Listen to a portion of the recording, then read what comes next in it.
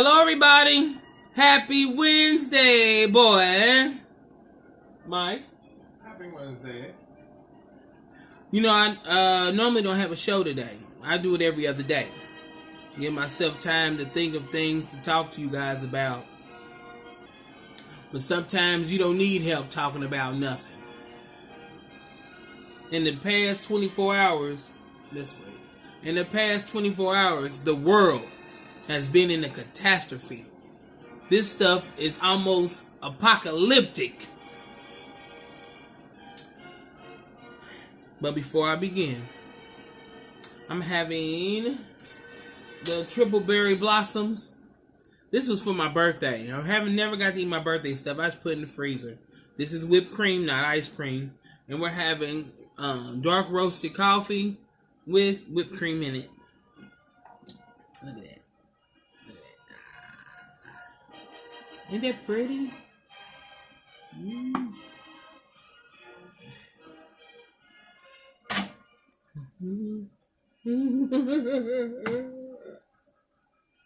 can't see it. Dear Heavenly Father, thank you for this food I'm about to receive, and our drinks and our coffee that we're about to receive. May it nourish our bodies and strengthen our minds. In your name we both pray. Amen. Okay. Let's start at the beginning, shall we? When I woke up this morning, Wednesday morning, today, when I woke up this morning, first thing I seen on the news was about over in Beirut, Lebanon, that building blowing up or plant or whatever it is. I believe it was a bomb. They're going through war. Donald Trump, he said that if they needed us, we got they back. You don't even have America's back.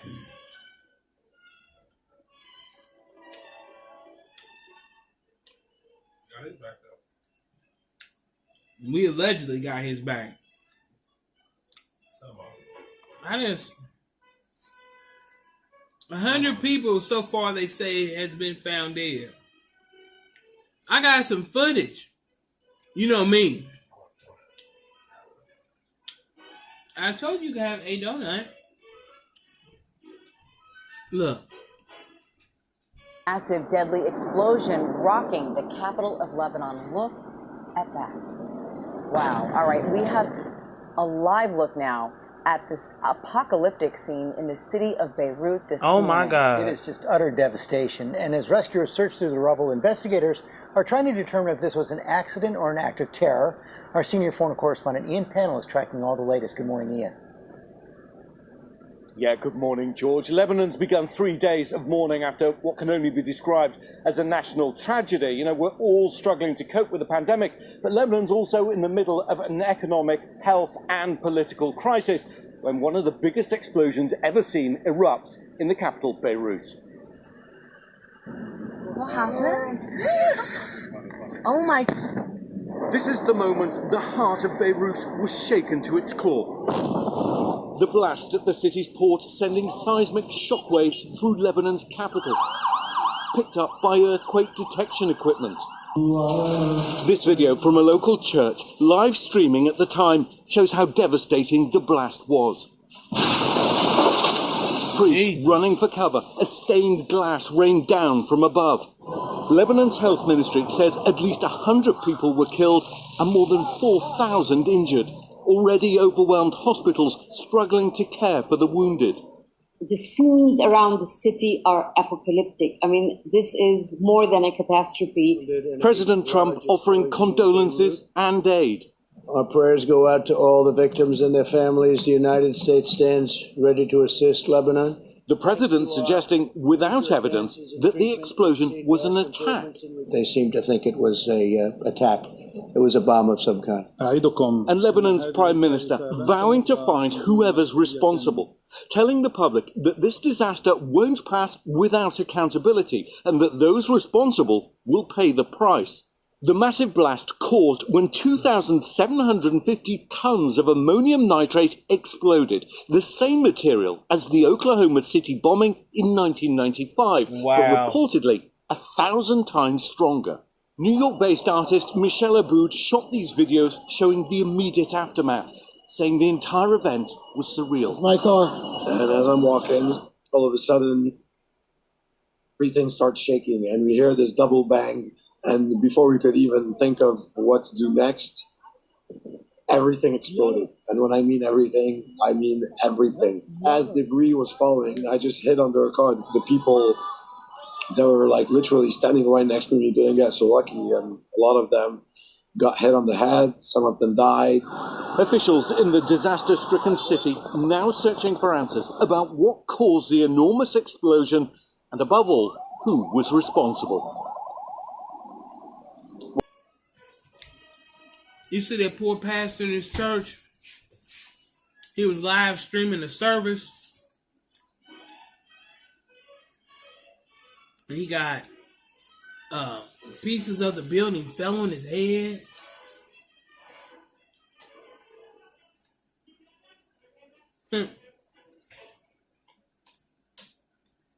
And I thought they said that the tropical storm Isis. I thought they said ISIS.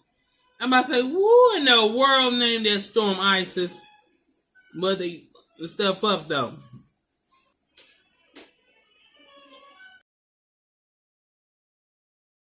Killed at least 6 people as it churned its way up the eastern seaboard yesterday. The damage is spread out from the Carolinas to New England, and well over 3 million people lost power. Wow. Mola Lengi is in Connecticut, where many people are waking up to a mess, especially where trees came down.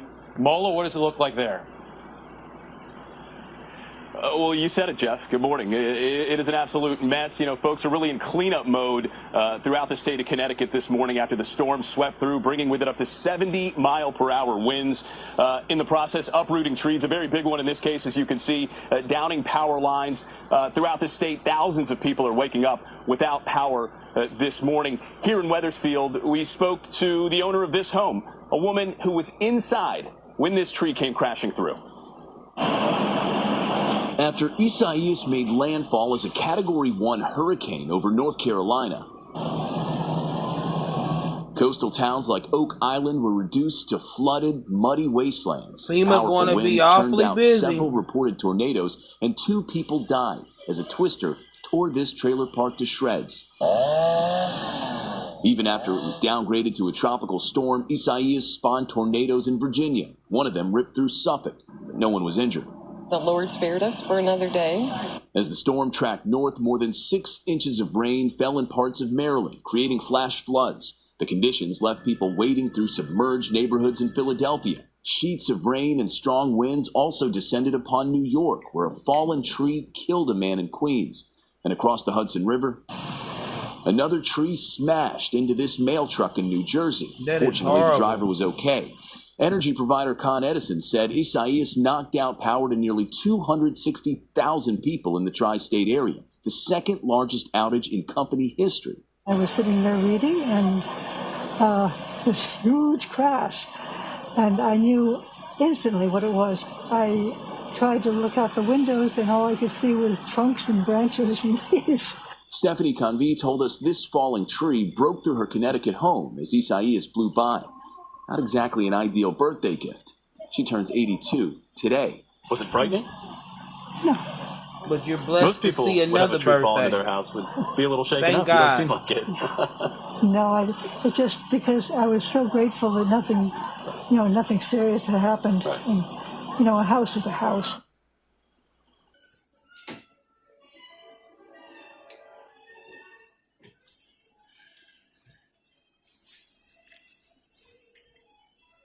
How do you recover from that? Where do you go from there? We're in the Revelation watch right now. How much longer do we actually have? And a lot of the young people, they try and get themselves together, but they see it. They see it. I was watching National Geographics. They got, I think it's called Signs of the End or End of the World or something like that. I'm gonna put it in my link. Look at it. Incredible. Look. Evangelical Christians around the world waited, and again, the end did not come. So some believers reinterpreted the prophecy. They proposed that the Antichrist must desecrate the temple in Jerusalem before Jesus would return. But there is a problem. There is no temple to desecrate. The Romans sacked it in 70 AD. So, in order for Jesus to return, the temple must be rebuilt. In the way is the Dome of the Rock, the third most holy mosque for Muslims. But raising it would risk holy war. Jesus has to come back. And we want him to come back soon. And he can't come back until the temple is rebuilt. So get the heck out of the way and let us rebuild the temple. That's the mentality. But it's powerful. It's prolific. It's our religion. It's our culture. And it's sacred to us. Christian groups donate millions of dollars a year to Israel. And nowhere is that support stronger than in the United States, where evangelical beliefs continue to gain in popularity.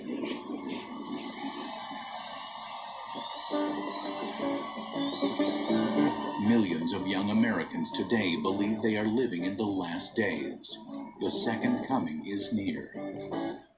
I will seek your kingdom with all our... In megachurches like Guts Church in Tulsa, Oklahoma, the message of Revelation is being preached in all new ways. I will trust in you, Lord. I will not seek my own, that you would be glorified. When we started the church, we just thought about taking our approach to younger people and to people that weren't attracted to church. You've got to make it enticing to them. You've got to make it attractive to them.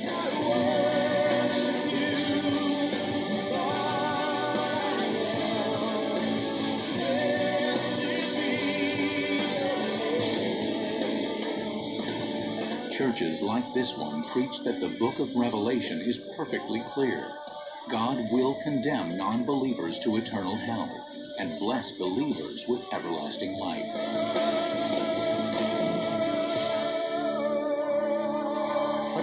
I don't have a shred of doubt right now that we're in the end times.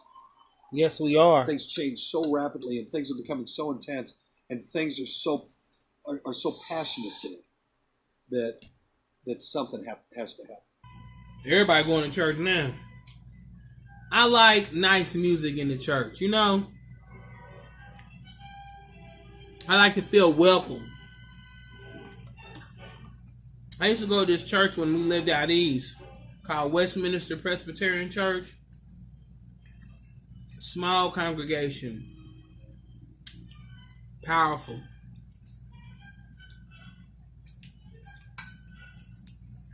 Mr. Frank, he watches it. Hey, Mr. Frank! Mikey feeding his face. He all got food, my mom. He eating the donut. I'm eating the blossom. It's good. And I just needed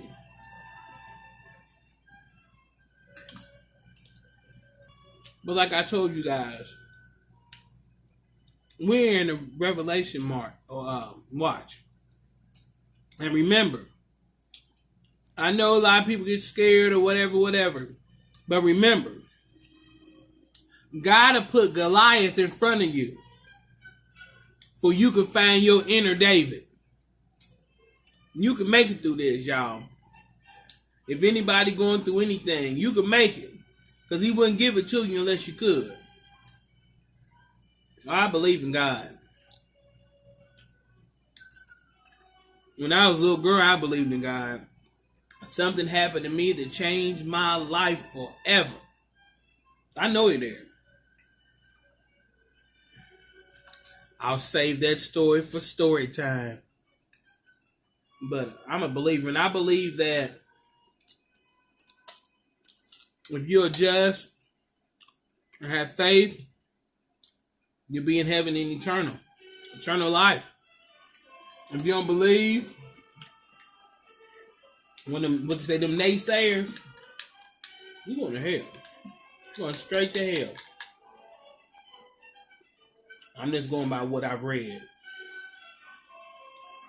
When Jesus lived on earth, he told his apostles what would happen before he came again. Jesus told his apostles that the temple in Jerusalem would be destroyed.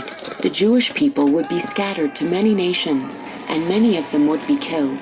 There would be many wars. People wouldn't love each other, and they would turn their hearts from God. There would be terrible sickness, disease, and earthquakes. The sun would be dark, the moon would be like blood, and the stars would fall. But I know that it has been rewritten a couple times, but I'm sure it ain't that far off the truth.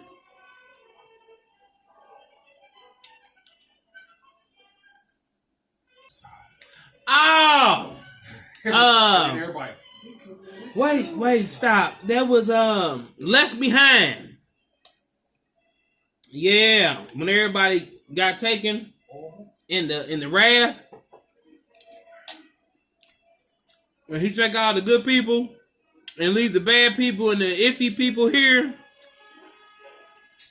he leave y'all to either get it right or get out of his face. And I mean, if you don't get taken in the first wave, you didn't believe hard enough. It's okay to believe, but you gotta believe with all your heart. You gotta know that that's what it is, and ain't no sidestepping. They believe exactly what I believe, and I love and appreciate that. It lets me know that how I was raised wasn't too far off what everybody else is thinking. You don't believe me? So much stuff is happening. Open your eyes, fool. You better get right with God. He's coming. This coffee good.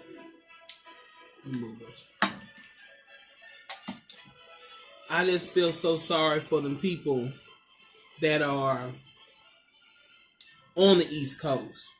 They dealing with this.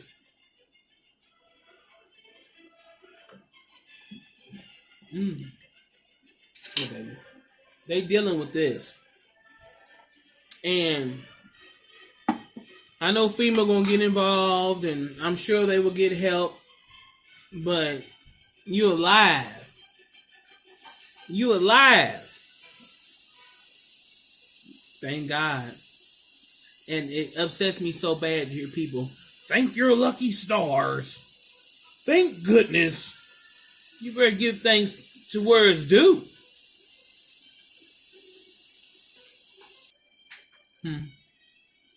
I had a praying mother and a praying grandmother. So I grew up in church. You taught young what's right is right and what's wrong is wrong. I don't want to start dragging you down my belief road. Find your own path. But if you like what you've seen here, like, subscribe, and comment. And pray for this earth. Pray. That's all we can do. Because if there was an accident, that is catastrophic. But if there was an act of terrorism, that is horrible.